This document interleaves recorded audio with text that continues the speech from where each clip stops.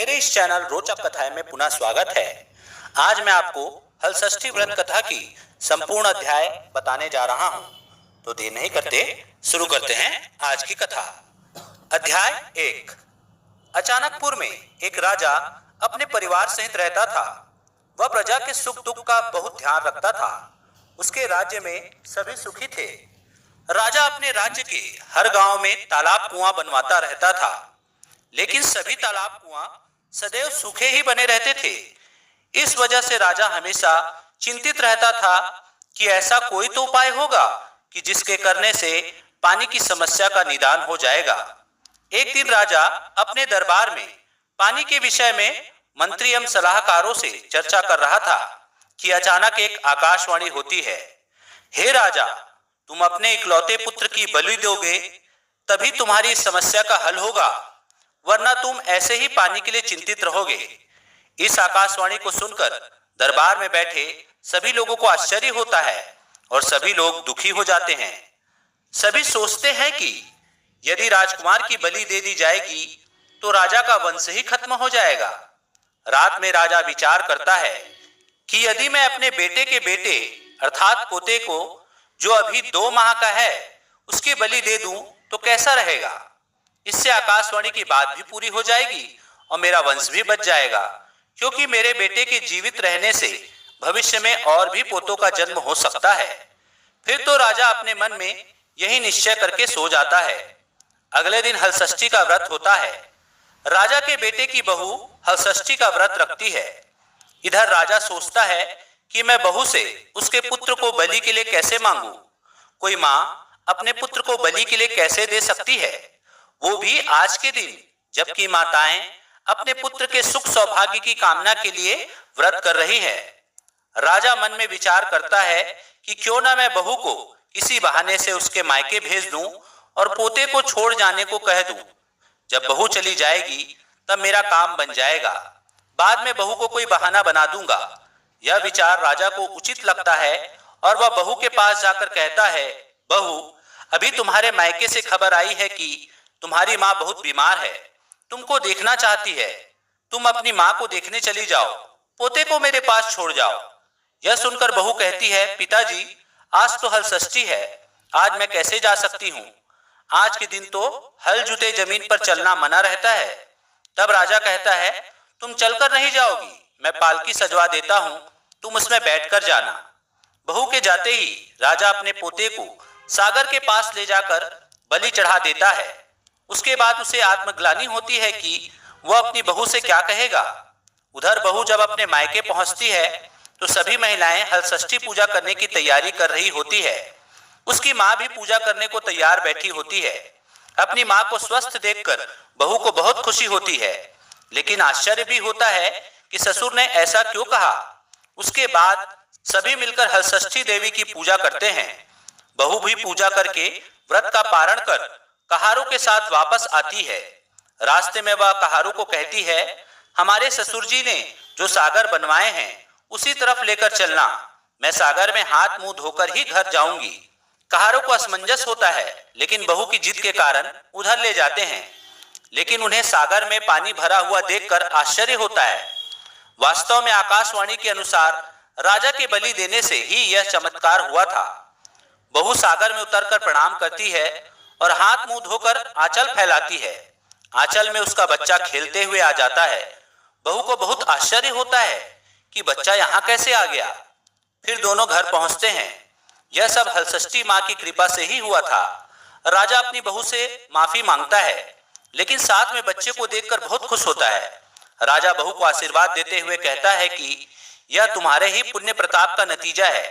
राजा कहता है कि जिस तरह बहू के आत्मविश्वास और श्रद्धा के कारण हमारे घर में खुशी आई है, वैसे ही हमारे राज्य में सभी प्रजाजनों के घर में खुशी रहे। राजा ने अपने राज्य में घोषणा करवाई कि अगले साल से हमारे राज्य में सामूहिक रूप से हलषष्ठी की पूजा होगी। जिस प्रकार हलषष्ठी माता की कृपा से राजा के घर में खुशियां आई, उसी प्रकार से आप सभी भक्त लोगों के घर में भी सदैव खुशियां बनी रहे। बोलो हलषष्ठी मैया की जय। अध्याय 2। रामपुर में एक किसान परिवार रहता था। किसान के लड़के का विवाह हो चुका था। उसकी एक लड़की थी जो कि विवाह के योग्य हो चुकी थी। बहू लक्ष्मी और ननद रमा दोनों सहेली जैसी थी। रमा की माँ भी अपनी बहू को बहुत प्यार करती थी।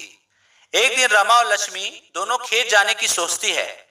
माँ से आज्ञा लेकर साथ में कुदाली टुकनी लेकर खेत जाती है। लक्ष्मी अपनी ननद से कहती है, तुम यहाँ पर बैठना, तब तक मैं खेत में कांटा, लकड़ी, घास इत्यादि पड़ा है, उसे बीन लेती हूँ। ऐसा कहकर लक्ष्मी काम में लग जाती है। इधर रमा जहाँ बैठी थी वहीं पर नाग का भिंभोरा था। रमा बैठे बैठे वहां की मिट्टी को लकड़ी से खोदने लग जाती है और अनजाने में नाग के 5-6 अंडों को भी फोड़ देती है। इससे नागिन को बहुत ही गुस्सा आता है और वह रमा को काटने के लिए आती है। रमा चिल्लाते हुए दौड़ती है। इतने में रमा के पीछे नागिन को आते देख लक्ष्मी रमा को अपने पीछे करके नागिन से हाथ जोड़कर प्रार्थना करती है और कहती है, हे माँ, आप मेरी ननद की भूल को क्षमा कीजिए। बदले में आप जैसा भी कहेंगी मैं करूंगी। नागिन लक्ष्मी से कहती है, तेरी ननद ने मेरे पूरे वंश का नाश कर दिया है, क्या तू इसकी पूर्ति कर सकती है? लक्ष्मी सोचती है कि मेरे तो एक ही ननद है, यदि इसको कुछ हो गया तो मेरी सास का क्या होगा? फिलहाल अभी इस परिस्थिति को टालना होगा। ऐसा सोचकर नागिन से कहती है, हे माँ, मैं आपके नुकसान की पूर्ति तो नहीं कर सकती हूँ, लेकिन यह वचन देती हूँ कि इसके बदले में आप जैसा कहेंगी मैं वैसा ही करूंगी। यह वचन देकर वह वापस आ जाती है और घर में किसी को कुछ भी नहीं बताती है। समय धीरे धीरे बीतता जाता है। रमा की शादी हो जाती है और वह अपने ससुराल चली जाती है। लक्ष्मी भी अपना वचन भूल जाती है। कुछ समय बाद लक्ष्मी एक सुंदर बालक को जन्म देती है। परिवार में खुशियां मनाई जाती है। छठी की रात को नागिन आती है और लक्ष्मी से उसका बच्चा मांगती है। लक्ष्मी सोच में पड़ जाती है और अपना वचन याद आते ही वह अपना बच्चा नागिन को दे देती है। दूसरे दिन सुबह जब सभी को बच्चे के लोप होने की खबर मिलती है तो घर में मातम छा जाता है। समय अपनी गति से चलता रहता है। कुछ समय बाद लक्ष्मी फिर से एक सुंदर बालक को जन्म देती है। छठी की रात को नागिन आती है और लक्ष्मी से बच्चा लेकर चली जाती है। घर में फिर से मातम छा जाता है। समय धीरे धीरे बीतता जाता है। धीरे धीरे करके लक्ष्मी अपने 5 बच्चों को नागिन के हवाले कर चुकी होती है। उसकी सास अब उसे ताना कसने लगती है और उसे दुख देने लगती है। कुछ समय के बाद लक्ष्मी 6वीं बार गर्भ धारण करती है तो उसकी सास उसे डायन कहकर घर से निकाल देती है। अब ऐसी स्थिति में लक्ष्मी अपनी माँ के घर पहुंचती है। अपनी बेटी को ऐसी दयनीय स्थिति में देखकर माँ का दिल बहुत दुखी होता है और वह अपनी बेटी से पूछती है, तेरी ऐसी हालत कैसे हो गई? लक्ष्मी रोते सुबकते हुए अपनी पूरी कहानी अपनी माँ को बता देती है। उसकी माँ सब सुनने के बाद उसे सांत्वना देते हुए कहती है, तू चिंता मत कर, सुखपूर्वक यहाँ रह, धीरे धीरे सब ठीक हो जाएगा। समय आने पर लक्ष्मी एक सुंदर बेटे को जन्म देती है। छठी के दिन उसकी माँ घर के पिछवाड़े में गड्ढे खोदकर 6 मटकी गाड़ देती है और उसमें क्रमशः लाई, चना, जवा, बहेरा, महुआ, दूध की खीर भरकर रख देती है। रात में नागिन आती है तो सभी चीजों को खाते खाते जब वह महुआ खाती है तो उसे बहुत प्रिय लगता है। उसके बाद वह खीर खाती है। इस प्रकार जब वह पूर्ण रूप से संतुष्ट हो जाती है तब वह लक्ष्मी के पास आती है और कहती है, हे बेटी, तुम अपने धर्म और वचन की पक्की हो, मैं तुमसे बहुत प्रसन्न हूँ। तुम वरदान मांगो, जो मांगोगी मिलेगा। लक्ष्मी कहती है, हे माँ, यदि तुम सचमुच प्रसन्न हो और मुझे कुछ देना ही चाहती हो तो आप मेरी सभी संतानों को मुझे वापस दे दीजिए। नागिन तथास्तु कहकर अंतर ध्यान हो जाती है। जब लक्ष्मी का ध्यान भंग होता है तो अपने सामने अपने सभी बच्चों को देखकर बहुत खुश होती है। कुछ दिन बाद वह अपने बच्चों सहित अपने ससुराल आती है। बहू को बच्चों सहित देखकर सास को बहुत आश्चर्य होता है। लक्ष्मी अपनी सास को पूरी कहानी बताती है तो सास उससे माफी मांगती है। घर में फिर से खुशियां मनाई जाती है। इस प्रकार लक्ष्मी के घर में पूर्ण रूप से सुख शांति स्थापित हो जाती है। तो बोलिए हलषष्ठी मैया की जय। अध्याय 3। कोटा नगरी में 2 भाई रहते थे। बड़े भाई का नाम था काशीराम और छोटे का नाम था बंसीराम। बड़े की पत्नी का नाम काली और छोटे की पत्नी का नाम लाली था। काली के कोई संतान नहीं थी। लाली के 2 बच्चे थंगड़िया और मुंगड़िया थे। लाली की सास अपने पोतों को बहुत प्यार करती थी। लाली प्रतिदिन घर का सारा काम निपटाकर शहर में दूध दही बेचने चली जाती थी और शाम तक वापस आती थी। शहर में लाली जिस जिस घर में दूध दही देती थी, वे लोग कहते हैं कि कल हमारे यहाँ कमरछठ की पूजा है, इसलिए तुम भैंस का दूध दही लेकर आना, हम उसी से पूजा करेंगे। अगले दिन लाली जल्दी उठकर अपने बच्चों को नहला धुलाकर तैयार करती है और बच्चों को समझाती है कि अपनी काकी को तंग मत करना। फिर एक मटकी में गाय का दूध, दूसरी में भैंस का दूध, तीसरी में गाय का दही और चौथी में भैंस का दही रखती है। फिर वह चारों मटकियों पर निशान बनाकर उन्हें एक बड़ी टोकनी में रखती है। फिर वह शहर जाकर रोज की तरह दूध दही देती है। जो लोग कमरछठ की पूजा के लिए भैंस का दूध दही मांगते हैं, उन्हें भी गलती से गाय का दूध दही दे देती है। उधर घर में काली खाना बनाने के लिए चूल्हा जलाती है। वह ईर्ष्यावश अपनी देवरानी के दोनों बच्चों को मारकर चूल्हे में लकड़ी की जगह जला देती है।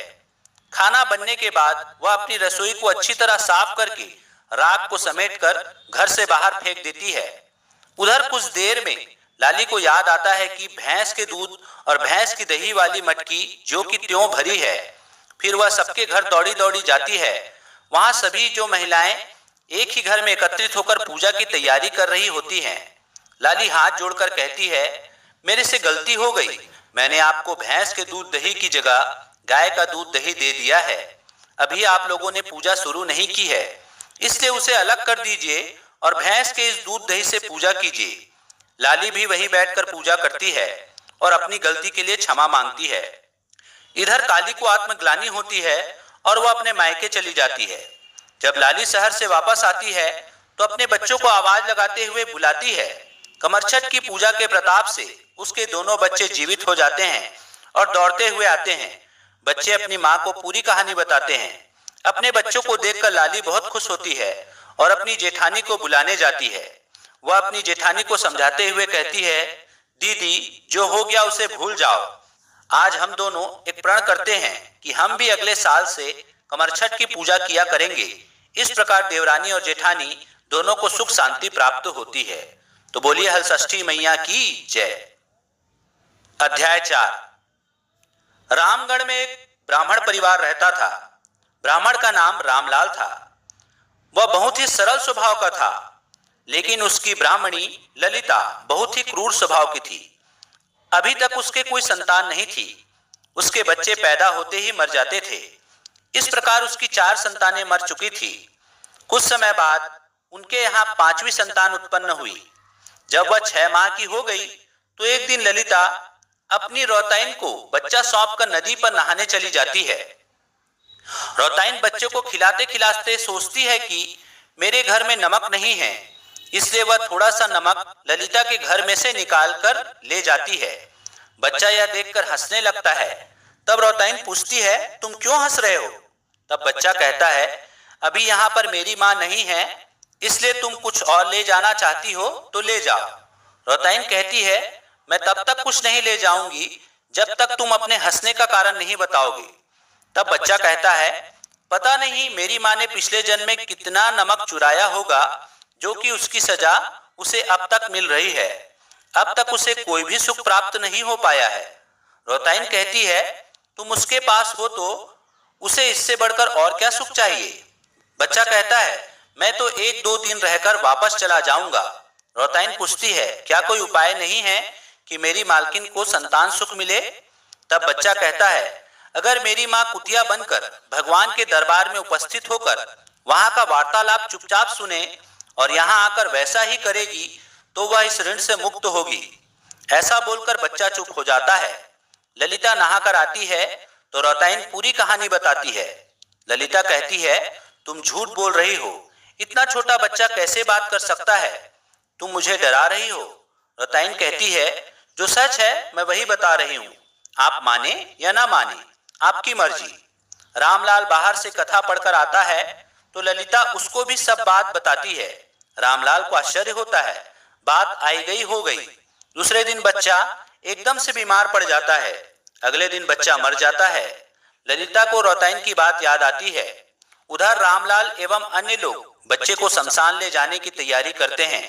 इधर ललिता कुतिया का रूप बनाकर बच्चे के पीछे पीछे जाती है। बच्चा भगवान के दरबार में पहुंचकर बहुत खुश होता है। भगवान वहां पर बैठे हुए सभी बच्चों से पूछते हैं कि अब ललिता के घर कौन जाएगा, लेकिन कोई भी बच्चा जाने के लिए तैयार नहीं होता। आखिर में एक छोटा बच्चा बचता है। भगवान उसे जाने के लिए कहते हैं तो बच्चा भगवान से पूछता है, कोई भी जाने के लिए तैयार नहीं है तो आप मुझे क्यों भेज रहे हैं? भगवान कहते हैं, यदि तुमको नहीं रहना हो तो कुछ समय बाद वापस आ जाना। बच्चा पूछता है, मैं कैसे वापस आऊंगा? तब भगवान कहते हैं, तुम जो वस्तु न रहे उसकी मांग करना, जब वह वस्तु न मिले तो रूठ कर वापस चले आना। जैसे गर्मी के दिन में कीचड़ की मांग करना और बरसात में गर्म धूल की। जब तुम्हारी बुआ नए कपड़े पहने हुए हो तो तुम हाथ मुंह गंदा करके उससे गोद लेने को कहना। इससे तो तुम्हारी कोई मांग पूरी ना होने पर तुम वापस आ जाना। बच्चा इन बातों को सुनकर ललिता के घर उसका बच्चा बनकर जाने को तैयार हो जाता है। ललिता सब बातें सुनकर जल्दी से घर वापस आ जाती है। कुछ दिनों बाद उसको बच्चा होता है। धीरे धीरे बच्चा बड़ा होता है। साल भर के बाद ललिता मौसम के अनुरूप सभी चीजों को इकट्ठा करने लगती है। वह अपनी ननद को बुलाकर सभी बातें समझा देती है। जब बहुत गर्मी पड़ती है तो बच्चा अपनी माँ से कीचड़ में खेलने की मांग करता है। ललिता खुशी खुशी आंगन में कीचड़ बिखरा देती है। बच्चा उसमें लोट लोट कर खेलता है और थोड़ी देर बाद अपनी बुआ को तैयार देखकर गोदी में लेने की जिद करता है। उसकी बुआ उसे गोदी में उठाकर प्यार करती है। उसी प्रकार ठंड में भी बच्चा जो खिलौना, कपड़ा, मिठाई आदि के लिए जिद करता है, माँ उसे किसी भी चीज के लिए मना नहीं करती।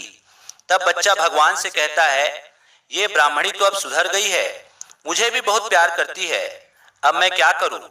भगवान उस बच्चे को समझाते हैं, इसके पुराने गलत कर्मों का दंड खत्म हो चुका है, इसलिए तुम अपनी माँ के पास अच्छे से रहो। ललिता अपने बच्चे के साथ खुशी से रहने लगती है। जिस प्रकार ललिता के घर में खुशियां आई, वैसे ही आप सभी का घर भी खुशियों से महके। तो बोलिए हलषष्ठी मैया की जय। अध्याय 5। बोरसी नामक गांव में एक ब्राह्मण और उसकी पत्नी रहते थे। ब्राह्मण दीनानाथ बहुत ही सरल और सज्जन था, लेकिन उसकी पत्नी कामिनी कठोर और रूखे स्वभाव की थी। दीनानाथ अपनी पत्नी के स्वभाव के कारण विशेष परेशान नहीं था, लेकिन उसे एक बात हमेशा चुभती रहती थी कि उसके कोई संतान नहीं है। वास्तव में कामिनी ब्राह्मण होकर भी पूजा पाठ, व्रत, उपवास आदि नहीं करती थी। इसी तरह से कई साल बीत गए। दीनानाथ गांव के बच्चों को बहुत प्यार करता था। उन्हें उनकी पसंद की चीजें लाकर देता रहता था। एक बार दीनानाथ अपने गांव के एक गरीब बच्चे को मीठी गोली दे रहा था कि अचानक कामिनी वहां आ जाती है और बच्चे से गोली छीन लेती है। इससे बच्चा रोने लगता है और रोते रोते अपने अबोधपन में कहता है, आप बच्चों को व्यर्थ ही परेशान करती रहती हो, इसलिए ही भगवान ने आपको कोई बेटा नहीं दिया है। बच्चे की बात कामिनी के दिल को छू जाती है। वह उस बच्चे को बहुत मनाती है और उसे बहुत सी गोली देती है, लेकिन वह नहीं लेता। उस घटना के बाद कामिनी बहुत उदास रहने लगती है। गांव की औरतों को जब पता चलता है तो वह उससे मिलने आती हैं और उसे समझाती है कि तुम दुखी मत हो, अभी कुछ दिन बाद हलषष्ठी का व्रत आने वाला है, तुम भी उस व्रत को करना, माताजी जरूर तुम्हारी इच्छा की पूर्ति करेंगी। औरतों के समझाने से कामिनी बदलने लगती है। रोज वह स्नान करके पहले पूजा करती, भगवान को भोग लगाती, पहले अपने पति को खाना खिलाती, फिर खुद खाती। इस तरह उसकी दिनचर्या होती। कुछ दिन बाद हलषष्ठी का दिन आता है। गांव की औरतों के साथ वह भी नियम पूर्वक व्रत करती है। कुछ दिन बाद कामिनी गर्भ धारण करती है और 9 महीने बाद एक सुंदर बालक को जन्म देती है। गांव में खुशियां मनाई जाती है। जिस तरह हलषष्ठी देवी ने कामिनी की मनोकामना पूरी की, वैसे ही आप सभी की मनोकामना भी पूरी करे। बोलिए हलषष्ठी माता की जय। अध्याय 6। एक छोटा सा गांव था। उसमें कंचन नाम की रौताइन रहती थी। वह दूध दही बेचकर अपने परिवार का भरण पोषण करती थी। वह दूध दही बेचने के लिए शहर को जाती थी। रास्ते में एक छोटा सा जंगल पड़ता था। आते जाते समय कंचन एक पेड़ के नीचे बैठकर थोड़ा आराम करती थी। वहां पर गाय, भैंस, बकरी आदि भी चरने को आते थे। एक गर्भवती भैंस से कंचन की दोस्ती हो गई थी। रोज दोनों अपने सुख दुख एक दूसरे को बांटते थे। भैंस के प्रसव का समय निकट आ रहा था। भैंस सोचती थी कि ऐसे समय में कंचन तो साथ देगी ही। अचानक कंचन बीमार हो जाती है और दूध दही बेचने के लिए शहर नहीं जा पाती। तब उसकी देवरानी दूध दही बेचने शहर जाने लगती है, लेकिन उसे कंचन और भैंस की मित्रता के विषय में नहीं पता था। धीरे धीरे समय बीतता जाता है और भैंस के प्रसव का समय आता है। भैंस दर्द से कराह रही होती है कि सामने से कंचन की देवरानी आते दिखाई देती है, तो भैंस उसे मदद के लिए पुकारती है। देवरानी कटु स्वर में कहती है, मेरे पास समय नहीं है, मुझे जल्दी जाकर शाम से पहले वापस आना है। यह कहकर वह वहां से चली जाती है। तब भैंस क्रोध में आकर साप देती है, मेरा प्रसव छठ महारानी की दया से अच्छे से निपट जाएगा और मेरा बच्चा दौड़ने भी लगेगा, लेकिन तुम मनुष्यों को अपने बच्चों को पालने में बहुत अधिक मेहनत करनी पड़ेगी। उस महिला की लापरवाही के कारण पूरी मनुष्य जाति को यह शाप मिला है। इसलिए सभी मनुष्यों को हर समय हर किसी की मदद को तैयार रहना चाहिए। तो बोलिए हल षष्ठी माता की जय, षष्ठी मैया की जय।